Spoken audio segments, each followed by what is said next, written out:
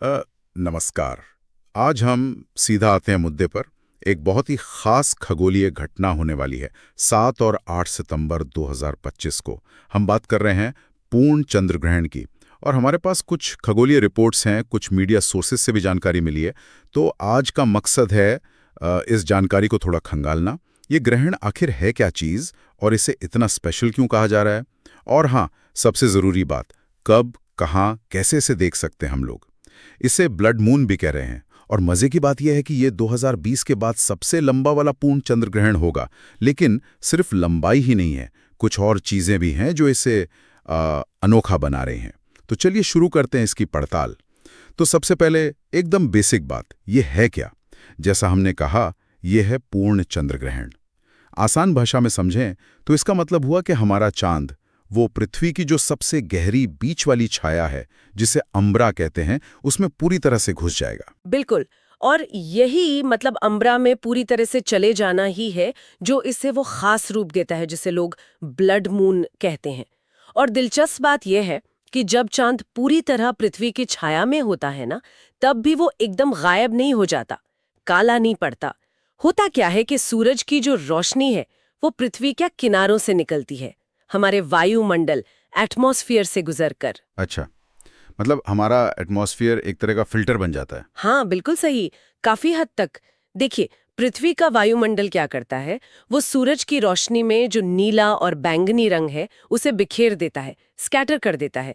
इसी वजह से तो हमें आसमान नीला दिखता है ना? हाँ, सही है। हाँ, लेकिन जो लाल और नारंगी रंग की रोशनी है वो उतनी नहीं बिखरती।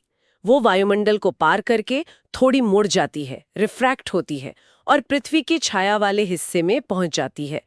तो यही छनकर मुड़कर आई हुई लाल रोशनी जब चांद की सतह से टकराकर वापस हमारी तरफ आती है, तो हमें चांद वो गहरे लाल या तांबे जैसे रंग का दिखाई देता है।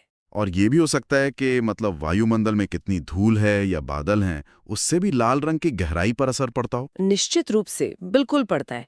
अगर पृथ्वी के किनारों पर जहां से रोशनी गुजर रही है वहां वायुमंडल बिल्कुल साफ है, तो रंग ज्यादा चमकीला गहरा लाल हो सकता है। और अगर वहां बादल ज्यादा हैं या मान लीजिए कहीं ज्वालामुखी फटा है और राख ज्यादा है, तो रंग थोड़ा दबा हुआ, शायद भूरा सा या हल्का लाल भी दिख सकता है। तो हर ग्रहण का रंग थोड़ा यूनिक होता है। ये तो हुई ब्लड मून की कहानी। अब आते हैं इस पर कि ये जो 7-8 सितंबर वाला ग्रहण है, ये इतना खास क्यों है? आपने शुरू में लंबाई की बात की थी। हाँ, लंबाई इसकी एक बहुत बड़ी खासियत है। बिल्कुल, पूर्ण ग्रहण की अवस्था मतलब वो टाइम जब चांद पूरी तरह पृथ्वी की गहरी छाया में रहेगा और सबसे ज्यादा लाल दिखेगा, वो फेज लगभग 82 मिनट तक चलेगा। 82 मिनट्स। हाँ, 82 मिनट, ये वाकई काफी लंबा समय है। हमें याद रखना चाहिए कि पिछली बार इससे लंबा पूर्ण चंद्र ग्रहण मई 2022 में हुआ था। तो करीब करीब 1.25 घंटा आप कह सकते हैं लाल चांद का नजारा देखने को मिलेगा। 1.25 घंटा? ये तो काफी प्रभावशाली है। लेकिन क्या सिर्फ लंबाई ही है जो इसे खास बना रही है, या कुछ और भी है? नहीं, जैसा आपने भी इशारा किया था शुरू में, इसमें कुछ और बातें भी जुड़ जाती हैं जो इसे और दिलचस्प बनाती हैं। एक तो है इसका अम्ब्रल मैग्नीट्यूड। खगोलीय रिपोर्ट्स के हिसाब से ये लगभग 1.36 बताया गया है। अब ये नंबर क्या बताता है? ये बताता है कि चांद पृथ्वी की अम्बरा यानी वो गहरी वाली छाया, उसकी कितने अंदर तक जाएगा। अगर मैग्नीट्यूड सिर्फ 1.0 होता तो इसका मतलब होता कि चांद बस छाया के किनारे को छू रहा है। 1.0 से जितना ज्यादा होगा मतलब चांद उतना ही छाया के सेंटर के करीब से गुजर रहा है। तो 1.36 का मतलब हुआ कि ये छाया के काफी गहरे हिस्से से निकलेगा। हाँ बिल्कुल, ये छाया के केंद्र के काफी नजदीक से गुजरेगा। अब इसका सीधा असर ये हो सकता है कि ग्रहण के टाइम जो लाल रंग दिखेगा ना, वो शायद ज्यादा गहरा हो और ज्यादा समान रूप से पूरे चांद पर फैला हुआ दिखे। कई बार जब ग्रहण किनारे से गुजरता है तो एक हिस्सा ज्यादा चमकीला या कम लाल रह जाता है। तो इस बार उम्मीद है कि रंग ज्यादा इंटेंस होगा। अच्छा, और एक तीसरी बात भी थी शायद, चांद के साइज से जुड़ी हुई। हाँ, वो भी एक इंटरेस्टिंग पहलू है। ये ग्रहण उस समय हो रहा है जब चंद्रमा अपनी अंडाकार ऑर्बिट में पृथ्वी के सापेक्ष रूप से नजदीक होगा।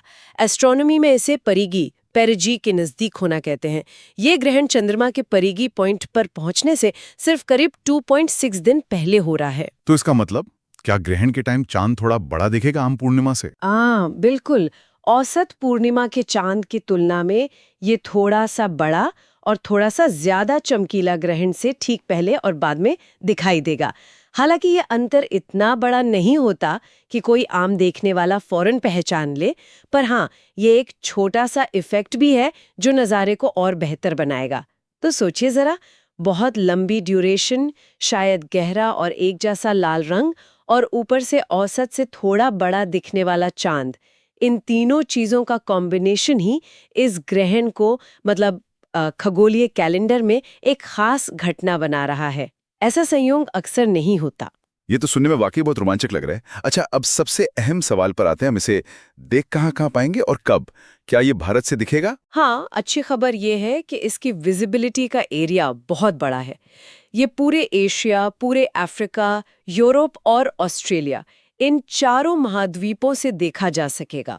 इसका मतलब है कि दुनिया की एक बहुत बड़ी आबादी, अरबों लोग हैं जिन्हें मौका मिलेगा, अगर मौसम ठीक रहा तो, इस खगोलीय नज़ारे को देखने का। और हाँ, आपके सवाल का जवाब, भारत में ये ग्रहण बिल्कुल साफ साफ दिखाई देगा। अरे वाह, ये तो शानदार खबर है। लेकिन क्या हर जगह से नज़ारा एक जैसा ही होगा? आपने यूरोप और अफ्रीका का भी नाम लिया था। हाँ, देखिए, विजिबिलिटी की कंडीशंस थोड़ी अलग-अलग होंगी। यूरोप और अफ्रीका के कई हिस्सों में, खासकर वेस्टर्न यूरोप और वेस्टर्न अफ्रीका में, ग्रहण का जो मेन फेज है वो तब हो रहा होगा जब चंद्रमा या तो उग रहा होगा शाम को या ढल रहा होगा सुबह को। मतलब चांद क्षितिज के पास, होराइजन के पास होगा। अच्छा, होराइजन के पास होने से क्या फर्क पड़ता है देखने में? देखिए, होराइजन के पास चांद का दिखना अपने आप में तो बहुत सुंदर लगता है, खासकर जब वो लाल हो और किसी बिल्डिंग या पेड़ के पीछे से दिखे। एक मून इल्यूजन भी होता है जिससे वो और बड़ा लगता है, लेकिन इसके कुछ नुकसान भी हैं। एक तो रोशनी को एटमॉस्फेयर की ज्यादा मोटी परत से गुजरना पड़ता है, तो नज़ारा थोड़ा धुंधला हो सकता है। और दूसरा, पेड़, इमारतें, पहाड़ जैसी चीजें रास्ते में आ सकती हैं। और एशिया, ऑस्ट्रेलिया और भारत में क्या स्थिति रहेगी? इन इलाकों के लिए सिचुएशन ज्यादा अच्छी है। एशिया, जिसमें भारत भी आता है, और ऑस्ट्रेलिया में ग्रहण के जो मुख्य चरण हैं, यानी जब चांद पूरा लाल होगा, तब वो आसमान में काफी ऊपर होगा। ऊंचाई पर होने का फायदा यह है कि एटमॉस्फेयर का डिस्टर्बेंस कम होता है, हवा ज्यादा स्थिर होती है ऊपर, तो नज़ारा ज्यादा साफ और क्रिस्प मिलने की उम्मीद है, बस बादल ना हो। तो हाँ, भारत में दर्शकों को शायद ग्रहण का ज्यादा स्थिर और साफ नज़ारा देखने को मिलेगा। ये जानना जरूरी था। अब आते हैं भारत में टाइमिंग पर। किस समय हमें आसमान में देखना शुरू करना है? भारत में ये घटना 7 सितंबर की शाम या रात को शुरू होगी और 8 सितंबर की सुबह तक चलेगी। अब देखिए, हर शहर के लिए एकदम सेकंड टू सेकंड का टाइम थोड़ा अलग होगा, क्योंकि ये लोकल लॉन्गिट्यूड पर डिपेंड करता है। लेकिन एक मोटा-मोटा अंदाजा हम लगा सकते हैं। हाँ, एक जनरल टाइमलाइन क्या होगी? मतलब कब ध्यान देना शुरू करें?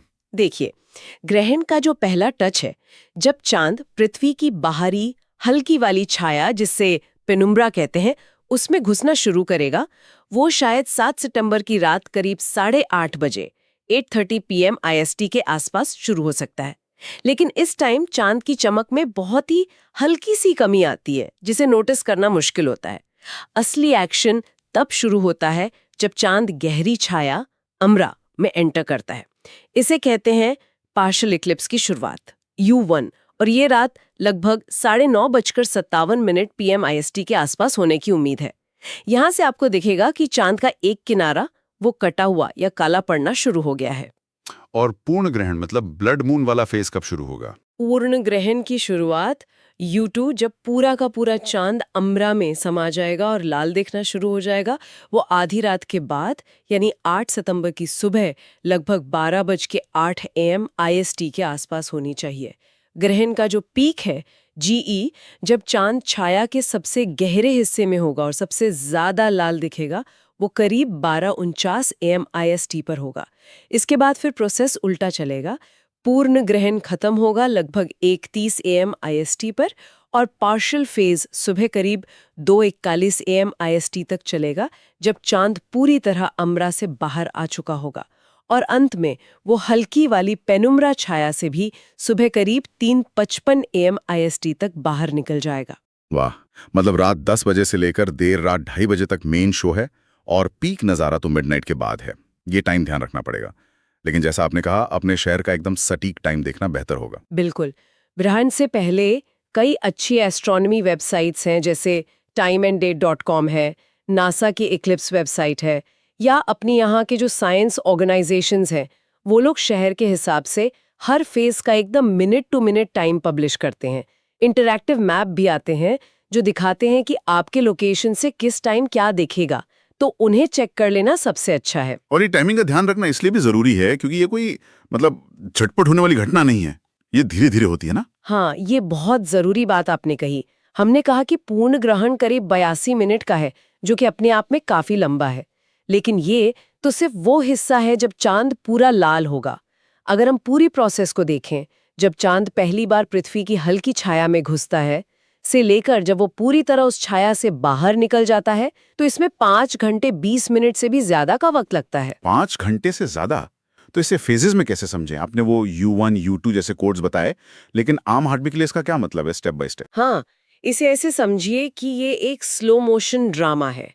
शुरू में चांद की चमक में बस हल्की सी डिमिंग होती है, जैसे किसी ने डिमर स्विच हल्का सा घुमाया हो। इसे पकड़ना मुश्किल है। फिर असली कहानी शुरू होती है जब चांद का एक किनारा धीरे धीरे काला पड़ना शुरू होता है, जिसे कोई इनविजिबल चीज उसे खा रही हो। ये पृथ्वी की गहरी छाया है जो उस पर पड़ रही है। अगले करीब 1 घंटे में ये काला हिस्सा बढ़ता जाता है और चांद एक कटे हुए सेब जैसा दिखने लगता है। फिर आता है वो मैजिकल मोमेंट जब पूरा चांद इस गहरी छाया में समा जाता है। लेकिन वो गायब नहीं होता, बल्कि एक अजीब सी रहस्यमयी लाल या नारंगी चमक उसमें आ जाती है। यही है पूर्ण ग्रहण, जो इस बार करीब 1.25 घंटे 82 मिनट्स चलेगा। इस दौरान लाली सबसे गहरी होगी। फिर कहानी रिवर्स गियर में चलती है। चांद का एक किनारा फिर से चमकने लगता है, जैसे छाया अब हट रही हो। धीरे धीरे ये चमकता हिस्सा बढ़ता है और लालिमा कम होती जाती है। अगले 1 घंटे में P4 तक चांद फिर से पूरा गोल और चमकीला दिखने लगता है। हालांकि अभी भी वो हल्की बाहरी छाया में ही होता है, और अंत में P4 वो पूरी तरह पृथ्वी की छाया के असर से मुक्त हो जाता है। ये पूरी प्रक्रिया वाकई धैर्य से देखने लायक है। हर फेज की अपनी सुंदरता है। ये विवरण काफी अच्छा है। मतलब रात के कुछ घंटे निकालने होंगे इस धीमी गति के नाटक को देखने के लिए। अच्छा, अब एक बहुत ही प्रैक्टिकल सवाल। इसे देखने के लिए कोई खास तैयारी? जैसे सोलर एक्लिप्स के लिए तो वो स्पेशल चश्मे चाहिए होते हैं। नहीं, और यही चंद्र ग्रहण की सबसे अच्छी बात है।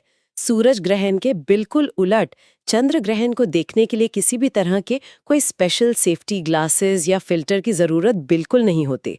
आप इसे सीधे अपनी नंगी आंखों से देख सकते हैं। ये पूरी तरह सुरक्षित है। चांद की रोशनी, चाहे वो फुल मून की हो या ग्रहण के दौरान लाल रंग की, कभी इतनी तेज नहीं होती कि आपकी आंखों को कोई नुकसान पहुंचा सके। तो बस बाहर निकलकर देखना शुरू कर दें। हाँ, बिल्कुल। कोई खास तैयारी नहीं चाहिए। हालांकि अगर आप एक्सपीरियंस को थोड़ा और बेहतर बनाना चाहते हैं, तो कुछ चीजें मदद कर सकती हैं। अगर आपके पास दूरबीन है, बाइनोक्यूलर्स, चाहे वो बिल्कुल साधारण से ही क्यों ना हो, तो उससे चांद की सतह के जो गड्ढे हैं, क्रेटर्स, और ग्रहण के दौरान वो लालिमा, वो ज्यादा साफ और सुंदर दिखाई देगी। छोटी मोटी टेलीस्कोप हो तो और भी अच्छा, लेकिन ये सब जरूरी नहीं है। नंगी आंखें भी काफी हैं। और देखने की जगह के बारे में कोई टिप? कहाँ से देखें? हाँ, कुछ सीधी सादी बातें हैं जिनका ध्यान रख सकते हैं। सबसे जरूरी तो ये है कि आसमान साफ हो, बादल ना हो। अगर आप शहर में रहते हैं तो कोशिश करें कि ऐसी जगह चुनें जहां आसपास की जो स्ट्रीट लाइट है या बिल्डिंग्स की सीधी रोशनी है वो कम से कम हो। मतलब लाइट पोल्यूशन जितना कम होगा, उतना ही वो धुंधला सा लाल चांद ज्यादा साफ और इम्प्रेसिव दिखेगा। कोई पार्क हो या छत हो जहां सीधी रोशनी ना आ रही हो, वो अच्छा रहेगा। और जैसा हमने पहले बात की थी, खासकर अगर आप ग्रहण को शुरू में या आखिर में होराइजन के पास देख रहे हैं, तो ये पक्का कर लें कि उस डायरेक्शन में साउथ ईस्ट से साउथ वेस्ट की तरफ कोई बड़ी रुकावट, जैसे कोई ऊंची बिल्डिंग या घने पेड़, न हो। ठीक है, तो तैयारी सिंपल है। साफ आसमान, कम रोशनी वाली जगह और पेशेंस। अब एक और पहलू पर आते हैं जिसका जिक्र हमारे सोर्सेज में है, भारतीय संदर्भ। कुछ मीडिया रिपोर्ट्स इसे भाद्रपद पूर्णिमा का ग्रहण बता रही हैं। इसका क्या महत्व है? हाँ, ये जानकारी दी गई है सोर्सेज में। हिंदू पंचांग के हिसाब से ये ग्रहण भाद्रपद महीने की पूर्णिमा तिथि को पड़ रहा है और भारत में पूर्णिमा का और खासकर पूर्णिमा पर पड़ने वाले चंद्र ग्रहणों का एक पारंपरिक और सांस्कृतिक महत्व हमेशा से रहा है। अलग-अलग समुदायों में इनके साथ कई तरह की मान्यताएं और रीति रिवाज जुड़े होते हैं। जैसे कि वो सूतक काल का जिक्र आता है अक्सर। हाँ, सोर्सेज में सूतक काल का उल्लेख है। ये एक अवधि होती है जो पारंपरिक रूप से ग्रहण से कुछ घंटे पहले शुरू मानी जाती है और ग्रहण के खत्म होने तक रहती है। और पारंपरिक मान्यताओं के अनुसार इस दौरान कुछ खास नियम फॉलो किया जाते हैं, जैसे खाने पीने में परहेज रखना, पूजा पाठ न करना या फिर ग्रहण के बाद स्नान और दान वगैरह करना। ये जानना जरूरी है कि ये पारंपरिक और धार्मिक मान्यताएं हैं जो पीढ़ियों से चली आ रही हैं और लोगों की आस्था का हिस्सा हैं। और साइंटिफिक नजरिए से देखें तो वैज्ञानिक दृष्टिकोण से, जैसा हमने पहले भी डिस्कस किया, ये पूरी तरह से एक खगोलीय घटना है। It's pure astronomy and orbital mechanics. ये पृथ्वी, सूरज और चांद की कक्षाओं और उनके एक लाइन में आने का एक गणितीय नतीजा है जिसका अनुमान हम सदियों पहले से लगा सकते हैं। विज्ञान के अनुसार ग्रहण के दौरान चांद से निकलने वाली रोशनी से या ग्रहण को देखने से किसी भी तरह का कोई फिजिकल हार्म, कोई शारीरिक नुकसान नहीं होता है। ये पूरी तरह से सेफ है। तो यहाँ पे मतलब दो अलग अलग पर्सपेक्टिव्स हैं, एक कल्चरल और ट्रेडिशनल और दूसरा साइंटिफिक। बिल्कुल। और हमारा मकसद यहाँ किसी एक को सही या गलत ठहराना नहीं है, बल्कि ये है कि जो जानकारी हमारे पास सोर्सेस से आई है वो श्रोताओं तक पहुँचे। ये समझना भी दिलचस्प है कि कैसे एक ही नेचुरल फिनोमिनन को अलग-अलग कल्चर्स और नॉलेज सिस्टम्स अपने-अपने तरीके से देखते हैं और उसका मतलब निकालते हैं। दोनों ही नजरिए समाज में मौजूद हैं। हाँ, ये संतुलन जरूरी है। अच्छा, अगर कोई इस ग्रहण के बारे में और भी ज्यादा टेक्निकल जानकारी चाहता है, या जैसे अपने शहर का बिल्कुल मिनट टू मिनट का सटीक टाइम पता करना चाहे, या मान लीजिए उनके यहाँ बादल हों, तो वो क्या कर सकते हैं? हाँ, जैसा हमने पहले भी इशारा किया था, आज के डिजिटल ज़माने में रिसोर्सेज की कमी नहीं है। बहुत detailed interactive online maps available है जो आपको दिखाते हैं कि दुनिया के किस हिस्से में ग्रहण का कौन सा फेस कब दिखेगा। आप जूम करके अपने शहर को देख सकते हैं। कई जानी मानी एस्ट्रोनॉमी वेबसाइट्स और ऑर्गेनाइजेशंस जैसे नासा है, स्काई एंड टेलीस्कोप मैगजीन है, या लोकल प्लानिटेरियम या साइंस सेंटर है, वो लोग शहर के हिसाब से सटीक टाइम के लिस्ट पब्लिश करते हैं। और अगर मौसम खराब हो गया तो मान लो बादल आ गए, उसके लिए भी उपाय हैं। ग्रहण के दिन अक्सर दुनिया भर में कई एस्ट्रोनॉमर्स और संस्थाएं लाइव वेबकास्ट या स्ट्रीमिंग करती हैं। तो अगर आपके इलाके में बादल छाए हुए हैं या आप ऐसी जगह हैं जहां से ग्रहण दिख ही नहीं रहा, तब भी आप इंटरनेट के जरिए दुनिया के किसी दूसरे हिस्से से इस नज़ारे का लाइव टेलीकास्ट देख सकते हैं। ये भी एक बहुत अच्छा तरीका है इस ग्लोबल इवेंट का हिस्सा बनने का। तो जानकारी और देखने के ऑप्शंस की कमी नहीं है। बढ़िया। तो चलिए अब सारी बातचीत को समेटते हैं। हमने आज 7-8 सितंबर 2025 को होने वाले एक खास पूर्ण चंद्र ग्रहण पर काफी विस्तार से बात की। मेन पॉइंट्स ये हैं। ये एक टोटल लूनर एक्लिप्स है जिसे ब्लड मून भी कहते हैं क्योंकि चांद लाल दिखेगा। इसकी खासियत है इसकी लंबी ड्यूरेशन, टोटलिटी करीब 82 मिनट, इसका अम्बरा के गहरे हिस्से से गुजरना जिससे गहरा लाल रंग एक्सपेक्टेड है, और इसका पृथ्वी के थोड़ा करीब होना जिससे ये साइज में थोड़ा बड़ा दिख सकता है। ये भारत समेत एशिया, अफ्रीका, यूरोप और ऑस्ट्रेलिया के बड़े हिस्सों से दिखाई देगा। भारत में ये 7 सितंबर की रात शुरू होकर 8 सितंबर की सुबह तक चलेगा। मेन नज़ारा मिडनाइट के बाद मिलेगा।